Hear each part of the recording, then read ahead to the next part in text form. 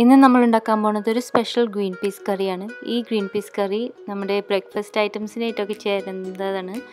അപ്പം, പുട്ട്, പൊറോട്ട, ചപ്പാത്തി ഇതിനായിട്ടൊക്കെ നന്നായി ചേരും. അതുപോലെ ഇടിയപ്പം. സാധാരണ കറികളെക്കാളും കുറച്ച് 2 സ്റ്റെപ്സ് വ്യത്യാസമുണ്ട്. പക്ഷെ സിമ്പിളാണ്. എന്നാലും നമുക്ക് നോക്കാം ഇതെങ്ങനെയാണ് ഉണ്ടാക്കുന്നതെന്ന്.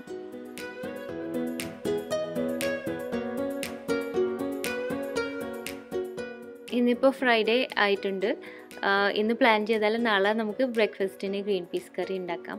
വെള്ളത്തിലിട്ട് വെച്ചോളൂ രാത്രി. നാളെ ഈ സ്പെഷ്യൽ ഗ്രീൻ പീസ് കറി ഉണ്ടാക്കി നോക്ക്. എന്നിട്ട് വിവരം അറിയിക്കണം കേട്ടോ. വീക്കെൻഡായിട്ട് എന്തൊക്കെയാണ് പ്ലാൻസ്? എനിക്ക് ഭയങ്കര ആഗ്രഹം നിങ്ങളൊക്കെ എന്താ വീക്കെൻഡ്സിൽ ചെയ്യുന്നതെന്ന് അറിയാൻ. ഇവിടെ ഞങ്ങൾക്ക് പ്രത്യേകിച്ചും ഒന്നും പ്ലാൻ ചെയ്തിട്ടില്ല. ഈ വീക്കെൻഡ് സാറ്റർഡേസ് കുട്ടികൾക്ക് സ്കൂളുണ്ട്. സാറ്റർഡേ സ്കൂളുണ്ട്. അത് പകുതി ദിവസം അങ്ങനെ പോവും. പിന്നെ വൈകിട്ട് ചിലപ്പോൾ എവിടെയെങ്കിലും ഡിന്നറിന് ഇറങ്ങും. അത് പിള്ളേർ പറയുന്ന സ്ഥലമായിരിക്കും മിക്കപ്പോഴും അവസാനം കറങ്ങിത്തിരിഞ്ഞെത്തുന്നത്.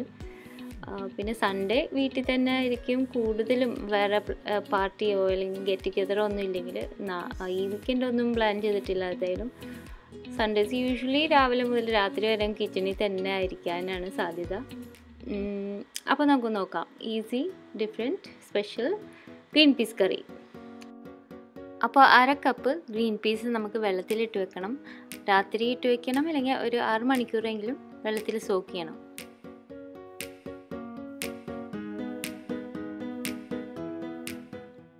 രാവിലെ അല്ലെങ്കിൽ ഉണ്ടാക്കാൻ നേരത്ത് നമുക്ക് സോക്ക് ചെയ്ത വെള്ളം കളയാം. ഗ്രീൻ പീസ് ഡ്രെയിൻ ചെയ്തെടുക്കാം.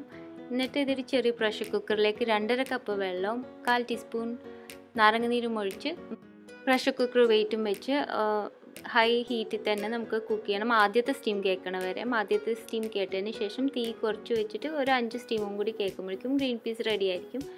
അപ്പോൾ വേഗം തന്നെ വെള്ളമൊഴിച്ച് ആറ്റണം നമ്മുടെ പ്രഷർ കുക്കർ. എന്നിട്ട് തുറക്കാം. അല്ലെങ്കിൽ ഗ്രീൻ പീസ് പെട്ടെന്ന് ഇങ്ങനെ വെന്തുടയാൻ സാധ്യതയുണ്ട്. ചെറിയൊരു കടി ബാക്കി നിൽക്കുന്നതാണ് എപ്പോഴും നല്ലത്.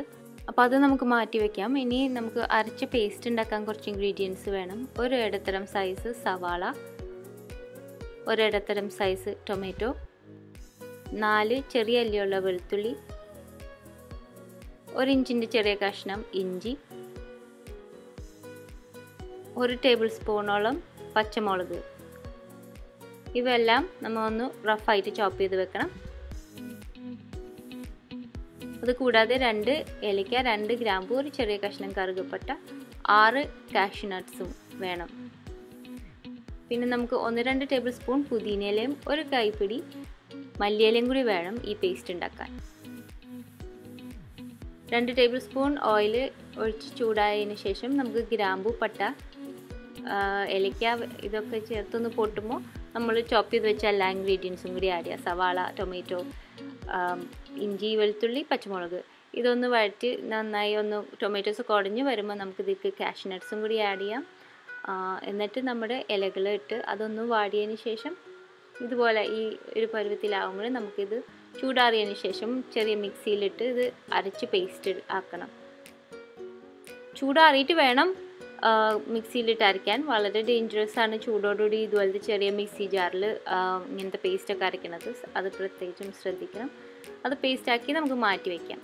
ഇനി നമുക്ക് വഴറ്റിയെടുക്കാൻ പിന്നെയും വേണം ഒരു ഇടത്തരം സൈസ് സവാള, ഒരു ഇടത്തരം സൈസ് ടൊമാറ്റോ, 1 ടേബിൾ സ്പൂൺ പച്ചമുളക്. ഇതെല്ലാം ചെറുതായിട്ട് കൊത്തി അരിഞ്ഞിട്ടുണ്ട്. ടൊമാറ്റോസ് ചോപ്പ് ചെയ്തിട്ടുണ്ട്. പിന്നെ പൊടികളായിട്ട് 1 ടേബിൾ സ്പൂൺ മല്ലിപ്പൊടി, 1/4 ടീസ്പൂൺ മഞ്ഞൾപ്പൊടി, 1/4 ടീസ്പൂൺ നാടൻ ഗരം മസാല പൊടിയും വേണം. അപ്പോൾ നമ്മുടെ നേരത്തെ ചട്ടി തുടച്ച് ക്ലീൻ ആക്കിയതിന് ശേഷം അതിൽ 1-2 ടേബിൾ സ്പൂൺ ഓയിൽ ഒഴിച്ച് ചൂടാക്കാൻ. അതിലേക്ക് നമ്മുടെ സവാള, ടൊമാറ്റോ, പച്ചമുളക് ഇതൊക്കെ ചേർത്ത് ഒന്ന് ഗോൾഡൻ കളറായി ആ ടൊമാറ്റോസൊക്കെ ഇതുപോലെ ഉടഞ്ഞ് വരുന്ന വരെ ഇളക്കി വഴറ്റിയെടുക്കണം. എന്നിട്ട് നമ്മുടെ സ്പൈസസ് ആഡ് ചെയ്യാം. മല്ലിപ്പൊടി, മഞ്ഞൾപ്പൊടി, നാടൻ ഗരം മസാല ഇതൊന്ന് ഇളക്കി മീഡിയം ഹീറ്റിൽ വെച്ച് നല്ലൊരു മണം വരുന്ന വരെ അടി പിടിക്കാതെ ശ്രദ്ധിക്കണം. എന്നിട്ട് നമ്മൾ അരച്ച് വെച്ചിരുന്ന പേസ്റ്റ്, ആ മല്ലിയും പുതിനൊക്കെ ഉള്ള പേസ്റ്റ് അതിലേക്ക് ചേർത്ത് ചെറുതായിട്ടൊന്ന് വെള്ളം ഒഴിച്ച് കൊടുക്കാം. ഇത് അടി പിടിക്കാണ്ടിരിക്കാൻ നല്ലോണം ശ്രദ്ധിക്കണം ഈ സമയത്ത്. എന്നിട്ട് ഇളക്കിക്കൊണ്ട് നമുക്ക് എണ്ണ തെളിഞ്ഞ് വരുന്ന വരെ നോക്കി നിൽക്കണം. ആവശ്യത്തിന് ഇത്തിരി വെള്ളം ചേർത്ത് കൊടുക്കണം കേട്ടോ ഈ സമയത്ത്.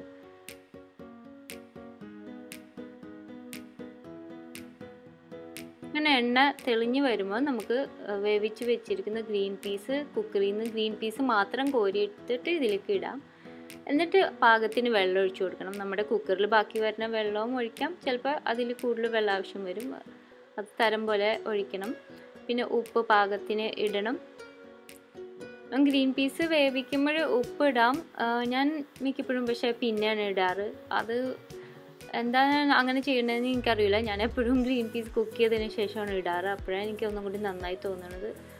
വേവിക്കുമ്പോൾ ഉപ്പ് ഇട്ടോ സംശയം ഉണ്ടെങ്കിൽ.